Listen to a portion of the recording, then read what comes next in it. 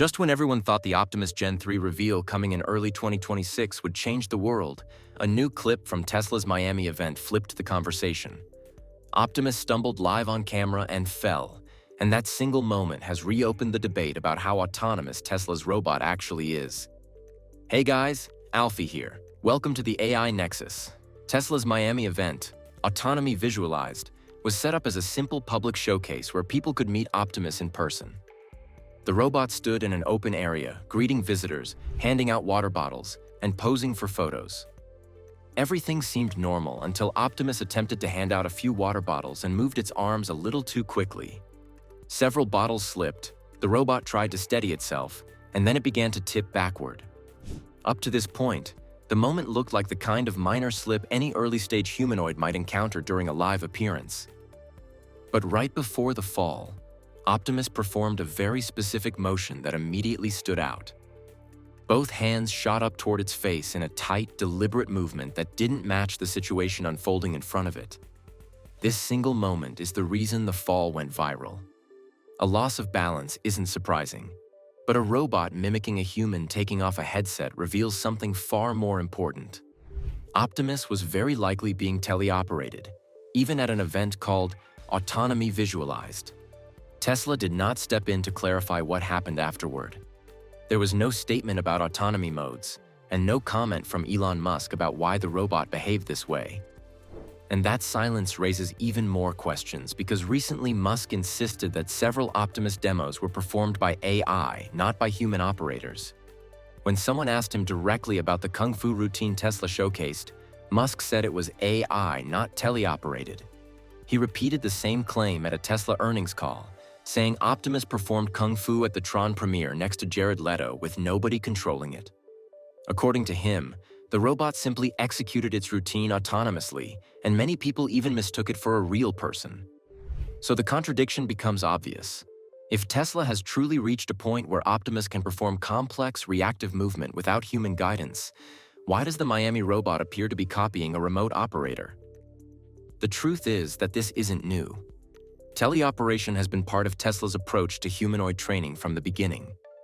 Early demos showed operators wearing VR gloves and full-body suits while Optimus mirrored every movement. Tesla has shown clips of humans performing tasks, grabbing objects, rotating wrists, folding fabric, while Optimus learns from those demonstrations. The whole system is built on imitation learning. But imitation learning only becomes autonomy after the AI masters the pattern. Before that point, teleoperation is the backbone. The problem is that Tesla is not always clear about which stage the robot is in during public demos. A perfect example is the We Robot event from more than a year ago. Dozens of Optimus units were shown working in the same space, performing basic tasks, walking in formation, and posing for the camera. The presentation made it appear that these robots were acting independently, but behind the scenes, most of them were heavily teleoperated. That detail wasn't mentioned on stage, and most viewers left believing the actions were powered by AI.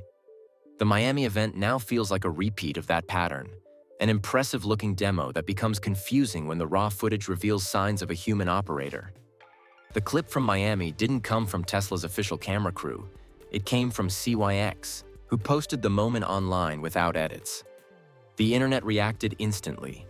The jokes came first. Optimus didn't get put into park mode. Optimus forgot to turn off teleoperation mode before the operator left. Optimus looked drunk. But beneath the humor was the same understanding shared by almost everyone who saw the clip. That motion was not autonomous behavior. That was a human's panic gesture. Since the clip went viral, people have split into 3 different camps about what actually happened in Miami. Some believe Optimus was acting fully autonomously and simply lost balance during a live interaction. Others are convinced the robot was being controlled by a teleoperator, especially because of that sudden hand gesture right before the fall. And then there's a smaller group claiming the entire moment is AI-generated and not a real event at all. With all 3 theories floating around, the debate keeps getting louder. Which one makes the most sense to you?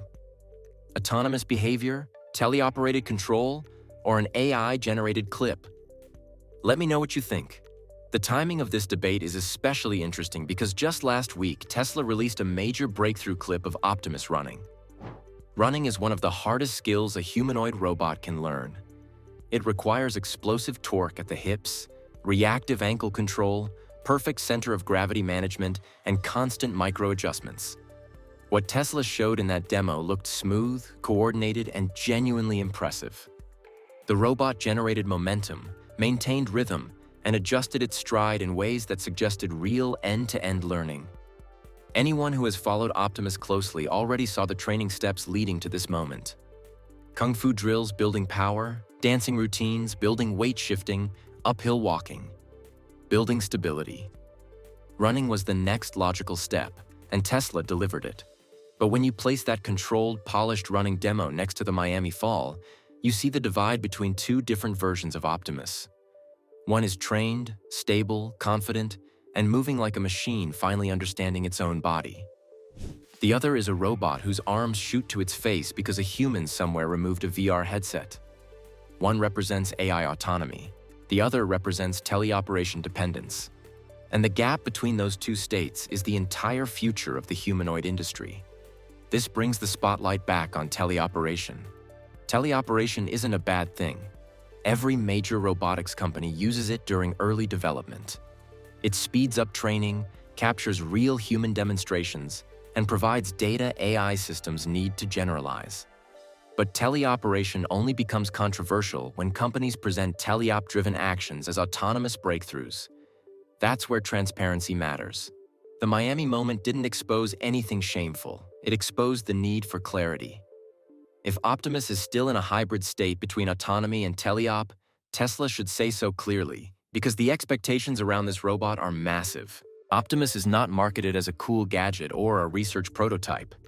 Musk says Optimus will be the biggest product ever built by Tesla, a multi-trillion-dollar category, a robot that will work in factories, warehouses, and eventually homes.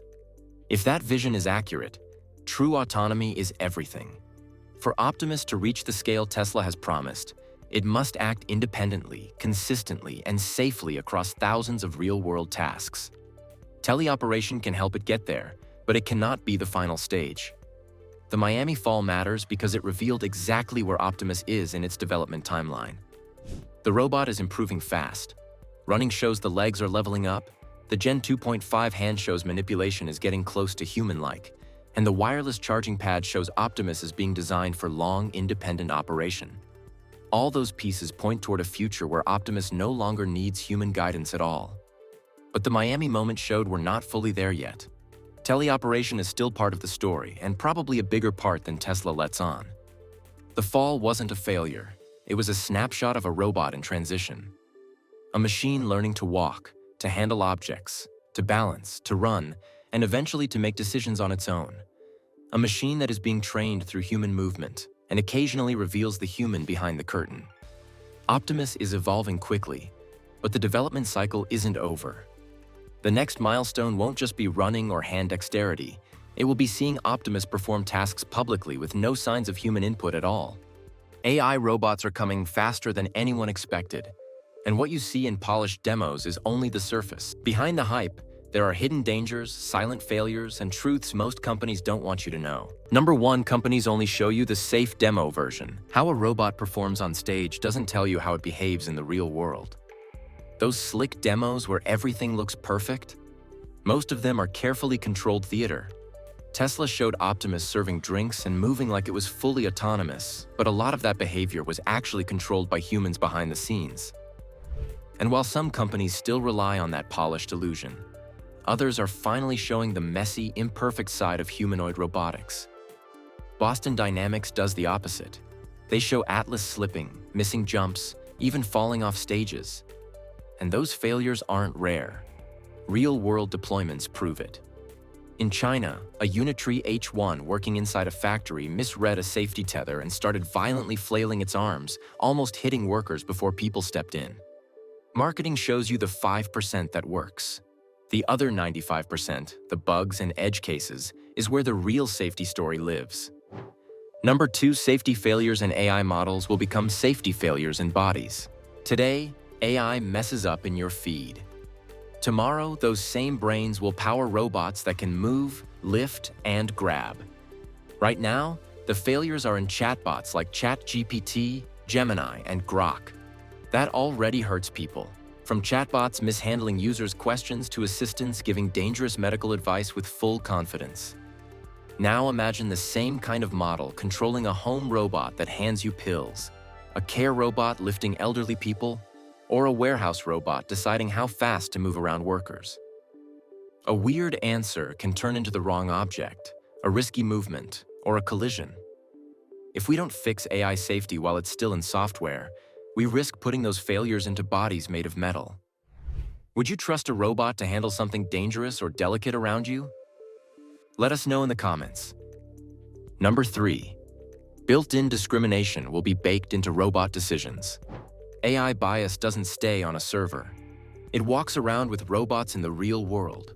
Facial recognition already makes far more mistakes on darker-skinned people, and several innocent people have been wrongly arrested because systems picked the wrong face. Now put that tech into robot cops, security robots, or border robots that decide who to follow, who to flag, and who to block. The same thing is happening in hiring. Many companies already use AI to filter job applications, and people tend to trust whatever the system recommends. Turn that into a humanoid interviewer or HR robot, and you've basically given biased code a friendly face and a confident voice. Robots don't magically fix bias. If the brain is biased, the robot calmly enforces that bias at scale. Number 4. Your future home robot may be a walking surveillance camera. To make robots truly useful, companies want them inside your home, and that has massive privacy trade-offs. Some home humanoids and telepresence robots already rely on human operators who can see through the cameras and remote control the machine when the AI gets confused. At the same time, they collect training data from real homes to improve the model. So you're not just buying a helper. You're potentially paying for a camera on legs that strangers can occasionally drive around your living room. Now imagine cleaning robots, elder care bots, or kid-friendly companions using the same setup. The help is real, but so are the questions. Who owns the footage? Who can access maps of your house? What happens if that data leaks or gets sold? Number 5. Emotional manipulation will get supercharged once robots have bodies. AI already forms emotional bonds through chat. Adding a body, a face, and physical presence takes that to another level. People are already treating ChatGPT-style tools like partners, friends, and therapists. Heavy daily use has been linked to more loneliness and less real-world socializing. Now give that same AI a humanoid body that mirrors your expressions, speaks in a warm voice, and sits next to you every evening. That's powerful for therapy, coaching, or companionship, but also perfect for addiction, dependency, and subtle influence. A robot that knows exactly what keeps you engaged can slowly nudge your mood, habits, and beliefs over time.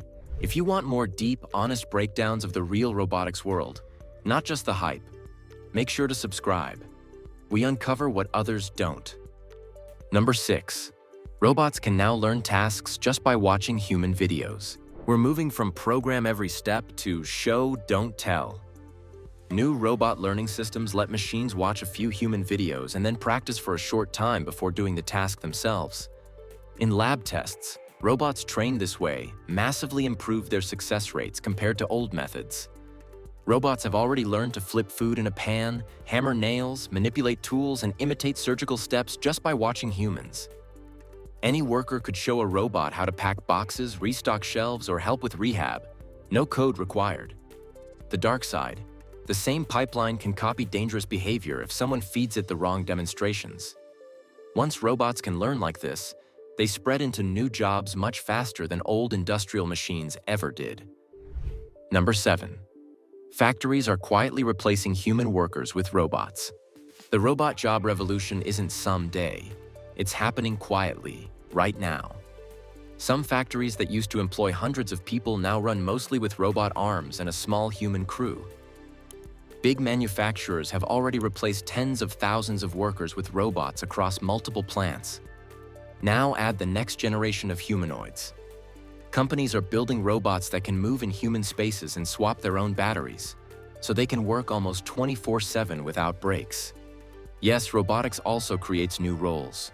robot technicians, AI trainers, safety supervisors. But nobody is honest with workers about how fast routine physical jobs are being automated in the background. Number 8. Military robot tech is years ahead of public demos. The most advanced robots aren't in product launch videos. They're in military tests. You've already seen clips of robot dogs with rifles or quadrupeds being dropped onto rooftops by drones. Those aren't sci-fi film shots. They're real training exercises.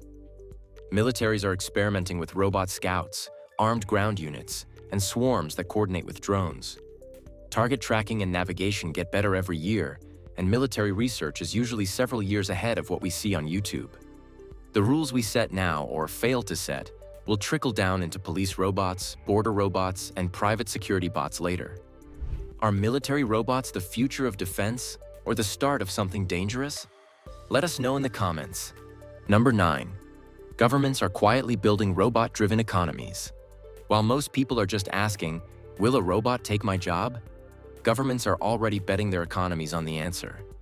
Countries like China, South Korea, Japan, and several EU members are pouring billions into robotics funds, factory automation, healthcare robots, and robot-friendly infrastructure. They're planning for aging populations, labor shortages, and global competition by assuming robots will fill the gaps. The next global superpower won't just be about software.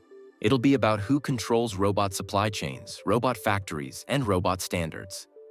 Number 10. Robots are starting to outperform humans in precision work. In the most delicate tasks on Earth, robots aren't just catching up. They're starting to win. Surgical robots already help doctors operate with tiny incisions and extreme precision. With AI that can learn from real surgical videos, robots now execute parts of procedures with skill close to experienced surgeons, and sometimes recover smoothly from small mistakes, like dropping a needle and picking it back up. Scale that idea to microassembly, lab work, and maintenance in dangerous environments, and you see the pattern. Wherever precision, repetition, and stability matter, robots are on track to be better, cheaper, and more consistent than humans. That doesn't make humans useless. It shifts our role toward designing workflows, handling edge cases, and dealing with ethics, responsibility, and empathy, the things robots still can't fake. So here's the truth. The world is about to be filled with machines that can move, watch, decide, and learn. Some will help us, some will challenge us, and some will force us to question what's safe, fair, and human even mean anymore. If you want to understand this shift before it hits your home, your job, or your city, make sure you stay here. Subscribe, share your thoughts below, and I'll catch you in the next one. Stay curious.